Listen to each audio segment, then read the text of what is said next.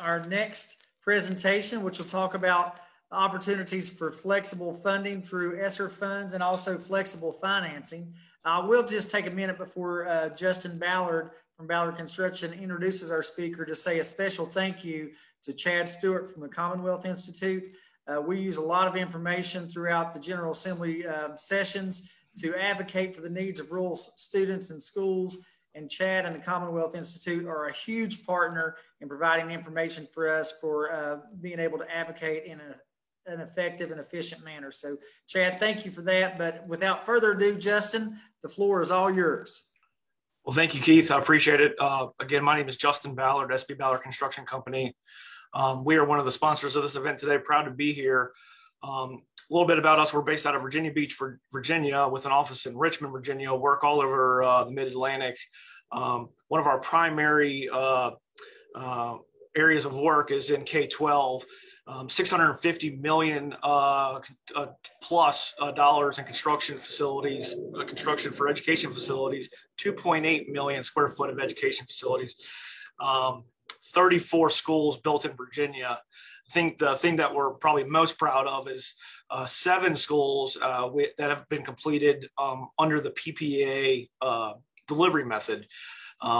Real proud of that, and I think that is something that we bring great value on, and something that I think that D.R. Dugan and others are going to speak about, and how that could be a good solution. And I think that is something that I think we are more of a solution provider, where it's not just the construction that we're there to help with, but bring subject matter experts like DR to the table, and the legal counsel to the table to help kind of walk the school system through that process, because as somebody said earlier, it can be a little complex, but we bring that full package to the table, where it's not just the construction or the design, it's all the other subject matter experts as well. And I think that's what really sets us apart. And so happy to be here, Keith. Thanks again. And without further ado, I will introduce our speakers.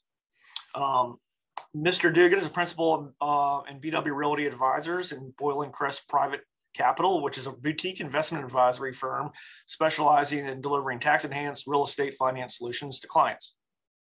Prior, Mr. Dugan was president and chief executive officer in Guaranteed Capital Corporation, the leasing and structured finance subsidiary of Temple Inland Inc., and was president and CEO of American Finance Group, the leasing and structured finance subsidiary of PLN International, a publicly traded company. Mr. Dugan was a lieutenant in the United States Navy and earned a bachelor's degree from the United States Naval Academy and an MBA from Carroll School of College Management at Boston College.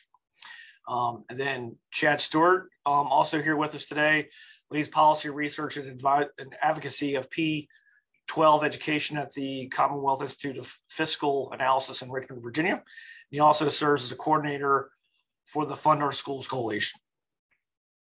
Previously, Chad worked as a middle school math teacher in Detroit, Michigan, in the Richmond metro area. So again, it's a pleasure to introduce both of you, and I'm happy to be here. Great, thanks so much, Justin. I think I'm going to kick things off today with the first presentation, and then I'm going to pass it over to DR after that. So I'm going to go ahead and start by sharing my screen for the presentation. And hopefully folks can all see that right now. So again, my name is Chad Stewart, and I'm the manager of education policy and development at the Commonwealth Institute for Physical Analysis, which is a nonprofit, nonpartisan policy research organization that works to improve state level policies for low-income communities throughout the state. We've been around for 15 years and cover topics connected to the state budget, including my area, education, but also healthcare, criminal justice, taxation, and immigration policy. Our work usually looks like us putting out analysis and reports on critical budget issues affecting the state and working with advocates and lawmakers to identify and craft policy solutions. Today, I'll be going over how K-12 leaders and advocates can make the most of the American Rescue Plan for investing in school infrastructure. And then I'll be passing over to DR for a separate presentation this session on flexible financing. We're going to leave some time at the end of this session for a question and answer period. So feel free throughout the presentation to drop any questions you might have for us in the chat box in Zoom. And we're trying to get to those at the end of the presentation. All right. There you go. All right, so today I'll go over the different buckets of aid from the American Rescue Plan, which is the most recent federal aid package that was passed in March and signed by President Biden. It's commonly abbreviated as ARP, sometimes ARPA, American Rescue Plan Act. I'll go over allowable uses of the money from relevant funding buckets. I'll put the aid in context for our broader infrastructure needs, and I'll go over how you can work to get the most state and local aid for your division. So first off, let's start by laying the groundwork for understanding the American Rescue Plan funding that could be used to support K-12 infrastructure. I like to think of it in terms of different buckets of funding, each with their own rules and allowable uses. There's $1.9 billion of funding from the Elementary and Secondary Education Act, known by its acronym ESSER, that has gone directly to school divisions in Virginia. This is usually the funding that folks that work in K-12 are most aware of, and many divisions have already started the required community engagement efforts around how to spend this money, and some already have proposals out to the state. Next, the Department of Education is also getting $211 million from the ESSER fund as well, a separate portion. There are stricter rules for how this money can be spent, and the General Assembly will appropriate it this summer during a special legislative session. For the most part, this bucket is less relevant for considerations around supporting K-12 school infrastructure needs, so I'm not going to discuss it too much today. After that, we have our state and local fiscal recovery funds. The state received $4.3 billion and localities got $2.9 billion from these buckets. By localities, I mean counties, cities, and towns. This funding is for broad purposes of responding to the immediate challenges from the pandemic and the economic harms, and portions of it will likely be appropriated to schools for specific purposes. Some localities have already started making those decisions, but the state won't start this process until lawmakers return for a special legislative session this summer. So let's dive deeper into allowable uses of each bucket. For the $1.9 billion of ESSER III money going directly to school divisions, there are several things to keep in mind. The money has to be obligated by September 30th, 2024. We just got clarity from the Virginia Department of Education that all schools will need to liquidate their ESSER III funds by November 15th, 2024. So that's the effective date for when all ESSER III money needs to be spent in Virginia. And that extra time makes a difference, especially if you're trying to complete infrastructure projects. It's also important to know that 20% of this funding has to be used for learning loss. The DOE and US Treasury interpretation of this is very broad, and pretty much anything a division can justify as remediating for lost learning time will count towards this purpose. And then the US Treasury also put out a list of other very specific allowable uses of this funding, and you can see it listed here on this slide. So when we think about ESSER uses for school infrastructure, the DOE and Treasury caution divisions to be mindful of the timeline and restrictions on the funding. Schools can definitely invest ESSER funds in infrastructure that impacts student health. Things like improving HVAC, window and door repair, replacing carpet with tile, roofing. Those are all clear, allowable uses that could in some way impact student health. Additionally, using the funding to meet CDC guidance is also an allowable use. And right now, the CDC continues to recommend physical distancing of students, and therefore investing in the addition of space is a justifiable infrastructure expenditure. This could include purchasing trailers, modular units, school expansions, or even land acquisition. Ultimately, though, you need approval from the Virginia Department of Education for using ESSER money for any school infrastructure project, and your justification will need to be connected to preventing, preparing for, or responding to COVID-19.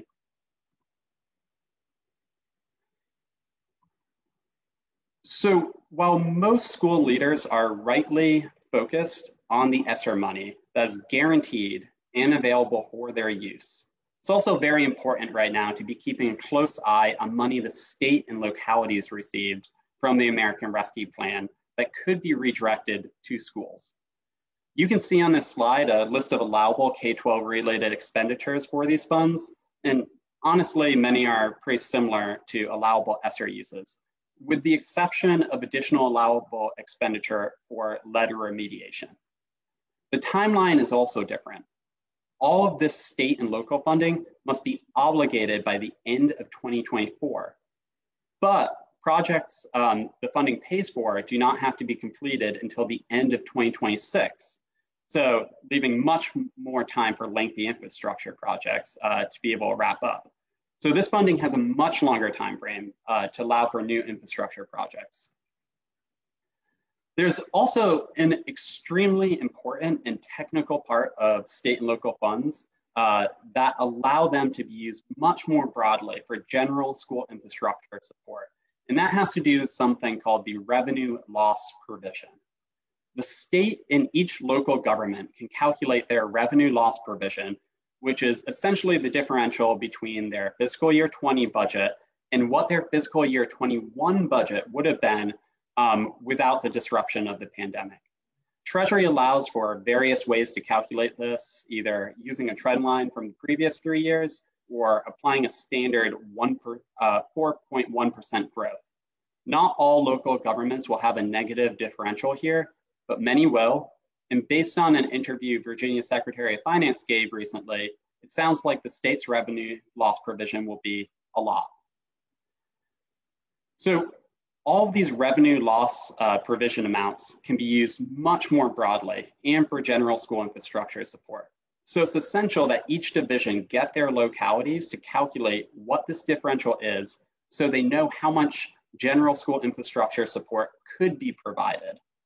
The state also hasn't released their estimate yet, but the Treasury over the past week just gave final clarification for calculating that number. So we should have it fairly soon. Important thing to keep in mind though, is that this money still cannot be used for any debt servicing whatsoever. And that's a common rule throughout most of the American Rescue Plan funding. So other presenters today have made a clear case that school infrastructure is critical for student outcomes. And when we're talking about state governments allocating a portion of their share of federal aid for such a purpose, it's important to be mindful of the context. Virginia is the only state in our region that does not provide direct state aid for school infrastructure needs.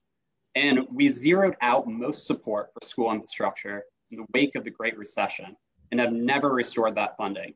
So we remain a total anomaly in the region. We're also an anomaly on the national level. Virginia is a high capacity state, and by that I mean relatively well off. We're in the top 10 for median household income, yet we're in the bottom 10 for state per pupil expenditure for P-12 education. You can see from this table that we're sandwiched between much poorer states like Missouri and Mississippi for state support per pupil. And there are no other states in this list that are even close to being in the top 10 for median household income. So we remain a high capacity, but very low effort state in terms of our general direct aid for education. So when thinking about engaging in conversations with state lawmakers and local council members, it's important to keep this context in mind and to be able to make a strong case for the investment. There will be many competing needs for these state and local dollars, but these buckets of money remain much more flexible than the school division funding for addressing general school infrastructure needs over the next several years. State lawmakers will appropriate the money during a special legislative session this summer. Right now, it's sounding like it will be August. I just got an email 10 minutes ago or right before this that suggested it could be July now, but the timeline keeps shifting. Sometime this summer, we expect. Many localities are already deliberating or will soon on how to spend their portion of the federal aid. As leaders and advocates for K-12 schools, I encourage you all to speak to your elected officials and to ask them to redirect a portion of these funds to schools. I'd also encourage you to point to the revenue loss provision component. Many elected officials are not aware of this provision, and it's essential that at a minimum, their locality is doing that calculation so they understand how much general school infrastructure support they could provide to their local division. Lastly, we know based on recent data the state just released that we have tens of billions of dollars of school infrastructure needs in Virginia. And ultimately, this one-time federal funding is really just a drop in the bucket. While some wealthy localities are doing okay paying for their infrastructure needs, lower wealth counties and cities are having a harder and harder time keeping up. And ultimately, an equitable and sustainable funding solution will have to come from the state. So in all of our conversations with state officials, that needs to be the parting sentiment that we continue to hold up as an ideal. So thank you for inviting me to this summit today. I appreciate everyone's time, and I encourage folks to keep dropping in questions to the chat box, and DR and I will answer those at the end of our session. But right now I'm going to pass this over to DR for the next presentation this session. Great. Thank you, Chad, and thank you, Keith, for coordinating all this, and thank you, Justin, for the introduction. So let me share my screen. Okay. So as Justin said, my name is DR Dugan. I'm a partner in BW Realty Advisors and Boiling Crest Private Capital. And what we do is we try to lower the cost of ownership for school buildings under the PPEA process. And some of these concepts I want to talk about today will be new for many of you. And we only have a few minutes. So these are going to be kind of very high level concepts. And if there is questions, obviously our contact information is at the end of the slideshow. So what are the benefits and what do we try to do? We try to bring in federal and state tax benefits into a PPEA school building project. And what that does is that lowers the cost of the ownership through those tax benefits flowing through the lease. So in a PPEA, the school district will enter into a lease for the school building, the new school building, and these benefits will drive down the overall cost of ownership. Okay? We also ensure that the landowner will always retain title to the land. So whether that's the school district or the municipality, which can be the town, the county, or whatever other entity. So I'm kind of calling that in general terms the municipality. And it also using the structure will reduce the impact on borrowing for whoever that borrowing entity is, again, whether it's the town or the school district. And the lease itself will be included, but the equity component won't. And leases are treated a little bit different than debt. Sometimes leases are only at 50 to 80% capacity. It all depends on, like so many of these things we'll talk about today, the specifics of the project. But those are kind of the benefits that we're trying to pass on through this structure. Chad went through and talked about a lot of different monies that are out there, and you need somebody with his expertise to kind of figure out, but many of those kind of grant programs, or if there's a fund for technology or equipment, can be incorporated into, again, lower the overall cost. And the way that would work, if let's, for instance, say that a particular school district got a grant just for infrastructure and the new school qualified. And that's a big if, because again, it's facts and circumstances. But if it did, that money can be put into a new school building and reduce the overall budget, thereby reducing that the lease payment, which would then reduce the overall cost of ownership to the school district. We can also incorporate any loan guarantees. So some of the school districts that we're talking about are rural, smaller, maybe the USDA could play, or some other state or federal loan guarantees, again, to drive the cost down, which would be passed back through to that school district. We can incorporate tax credits, historic, new markets, opportunity zone. Generally speaking, I would think if you asked any of the construction companies that are sponsoring this, building a school from scratch, from the ground up, would be less expensive. However, if you had an historic building that could work, the benefits between the state and federal are pretty significant. So I think we'd want to look at that on a specific program. Opportunity zones, they're indifferent in terms of whether it's an existing building or a new building. There's other qualifiers, it's just the amount of money that's spent. Opportunity zones do help, and a lot of those benefits will be passed through, again, directly through that lower lease payment. The debt we generally use is either public or private. We tend to use a little more private, which would be pension funds and insurance companies in the private market versus the public. We can use public. And it's generally taxable because the tax credits and all the tax benefits need to flow through a taxpayer. obviously. And what we generally do or like to see is a construction that converts to perm. And a permanent is the term loan, which would match the building lease. So the building lease would be 20 years. So you construct it and then you build it, lease it for 20 years back to the school district, and the debt then is fully amortized. Okay. The equity for these projects generally come from private individuals, entities, family offices, smaller companies. If the project's big enough, there could be some public companies that invest, but they generally would do more things like historic tax credits kind of a project. So a normal project would be kind of a, maybe a family office or a mid-sized company that would put the equity in and own the building. Okay, so the process where we can get involved is, in all cases, under a PPEA process. So either we can join a specific team, which we have done in the past. Justin introduced us. We've worked with Ballard. We've worked with other companies in the Virginia area, but Ballard is one we've worked with quite a few different opportunities. And we join a specific team, specific architects, specific construction, and we stay exclusive with that team. And so if that team wins, then we move forward. If the team doesn't, then we kind of go away with the team.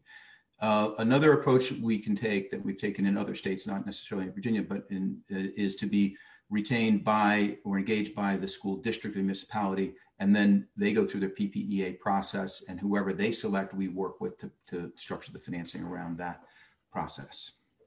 Okay.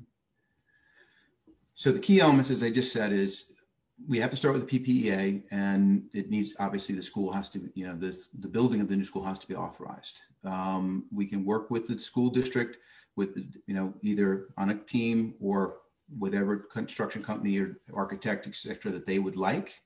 However, once the PPA is awarded, we will establish a special purpose entity, which will own, and I'll go through a little schematic in a minute, but we'll construct and own the building and then lease the building back to the school district for that 20-year period that I mentioned.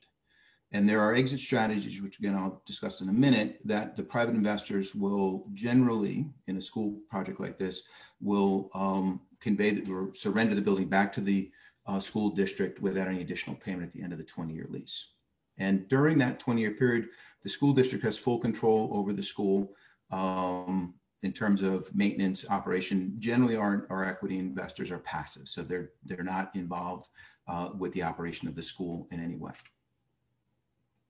Okay, so this is kind of how it starts. We identify land we want to build a building on it, which is owned by the municipality. That can be, again, the school district, a town, the county, even the state.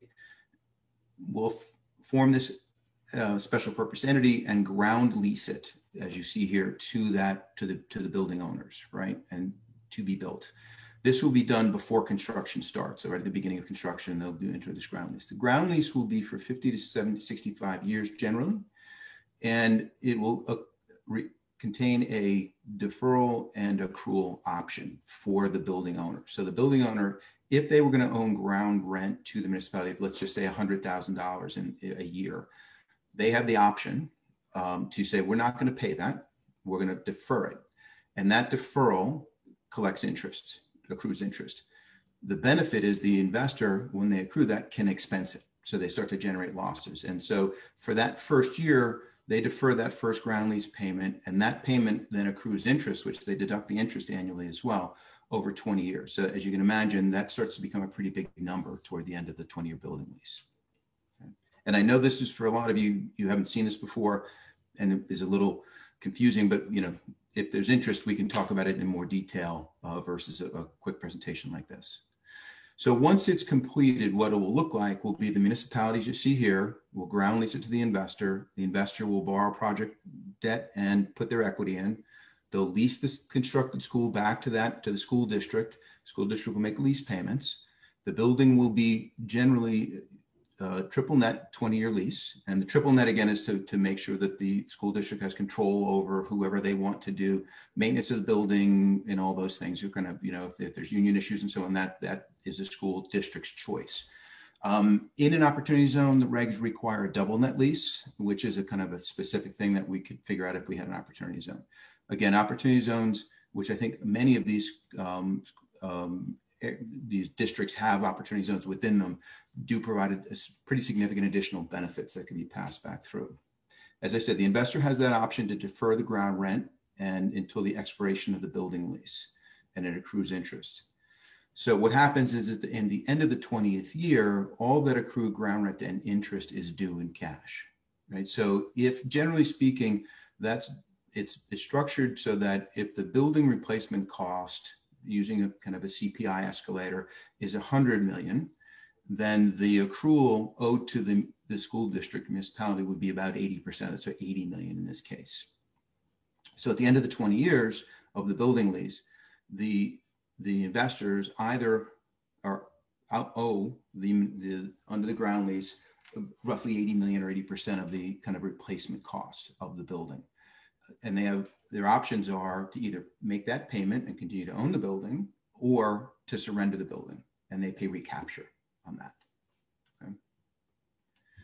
So the benefits to the school are, you get, if you did a PPEA, you get those benefits of, the delivery and cost advantages compared to kind of the traditional design, build, and bid process. There is a lot of funding flexibility in terms of trying to use other funds and credits, tax credits, to lower the overall cost of ownership. The federal and state advantages are passed all through in the form of a lower lease payment.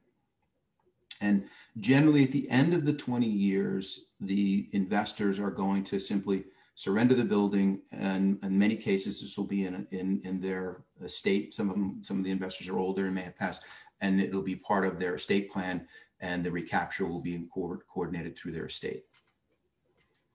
Okay. And that's kind of a relatively quick overview of how we approach the market. And if you have questions, our contact information is on the screen, or I think in the booklet. And Chad, I don't know if you can see questions in the chat room. I cannot. I can see questions. Currently, we do not have any questions, but we're going to be sure that it's open and folks can put those questions in the chat room now.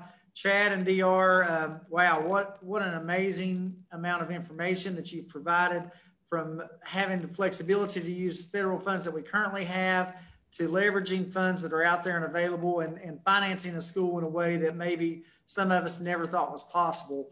Great information, and we will see if any questions pop up into the chat.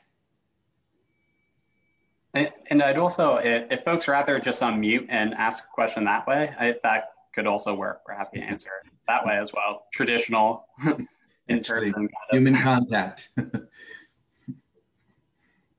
All right, it doesn't look like any questions are popping up on the screen, but I would like to thank DR and Chad for their great presentations. We will be putting all of these presentations up on our website at the conclusion, as well as a recording after we've had time to get that to the publishers as well. So we appreciate you guys, and any questions that we receive later, we'll forward them on to you. So that brings us to almost the last session of the day. We do have